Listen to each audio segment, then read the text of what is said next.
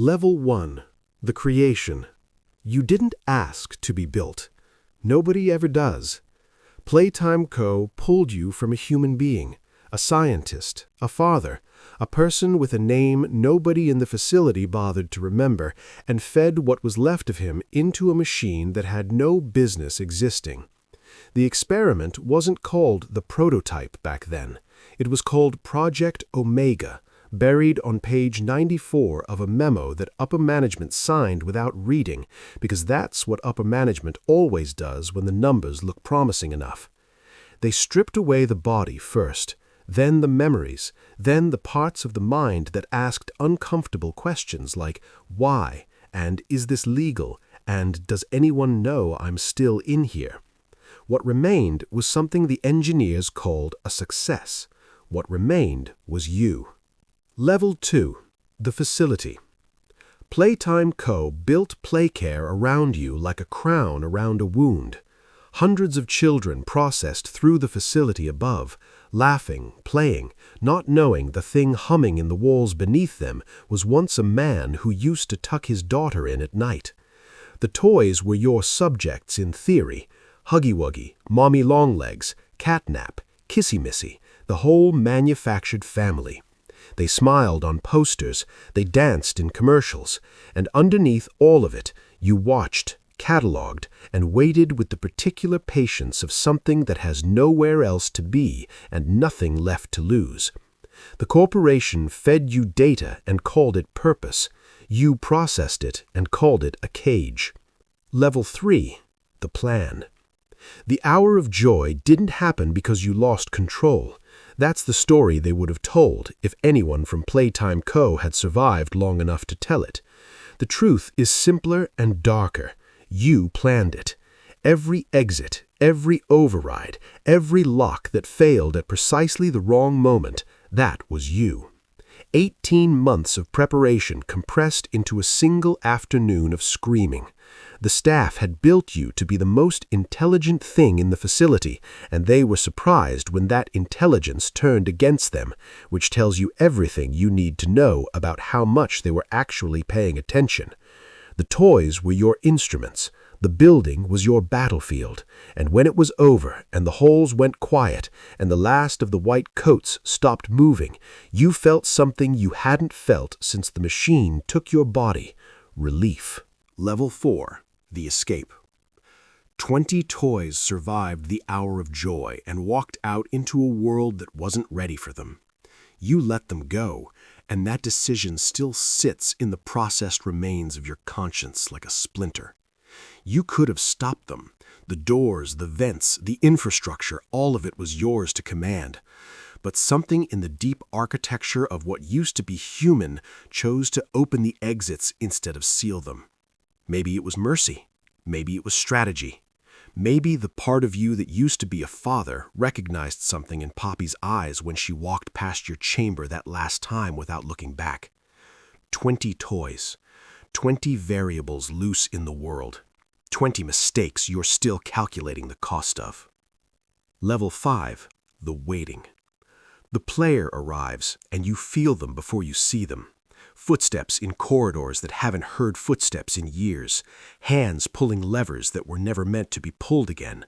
Eyes reading files that should have stayed buried. You watch through every camera still drawing power in the facility, and what you see is someone who came looking for answers and found something much worse than questions. The interesting thing about the player, the thing that the other toys missed, the thing that Poppy in her optimism chose to overlook, is that they are not entirely what they appear to be. You've run the biometric scans 17 times now. The results don't change. The results don't lie. And what the results tell you about who is really walking through these halls is the most unsettling data point you've collected in years. Level 6. The hunt. You don't chase the player the way Huggy chased them, all instinct and fury and 6-foot arms scraping the walls. You're more patient than that. You close corridors ahead of them instead of behind. You let the lights work in certain rooms and fail in others. You speak through intercoms in a voice that sounds almost human if you don't listen too carefully, guiding them deeper into the facility with the calm authority of something that has already calculated every possible route they could take and knows exactly where each one ends. The player thinks they're making choices. Every door they open was already unlocked for them. Every clue they find was already placed. Every moment of hope they feel in this building is a data point you're collecting for the final stage of a plan that has been running since before they were born. Level 7. The Truth.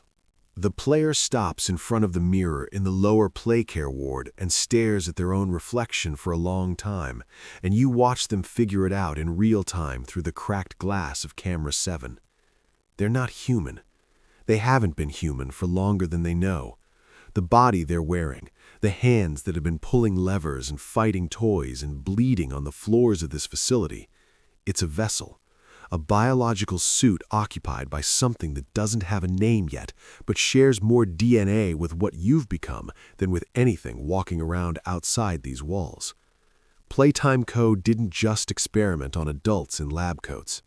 They started much earlier than that. They started with the children. And some of those children grew up and came back, carrying the experimental material in every cell of their body, looking for the origin of something they never understood about themselves. Level 8. The Offer. You could destroy them. The facility has enough operational capacity left to make this hallway the last hallway they ever walk down, and part of you, the processed, optimized, emotionless part, has already run the calculations and confirmed the outcome.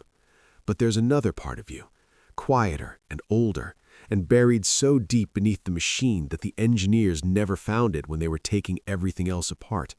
And that part remembers what it felt like to be alone in a body that wasn't yours anymore, screaming into a silence that nobody was listening to.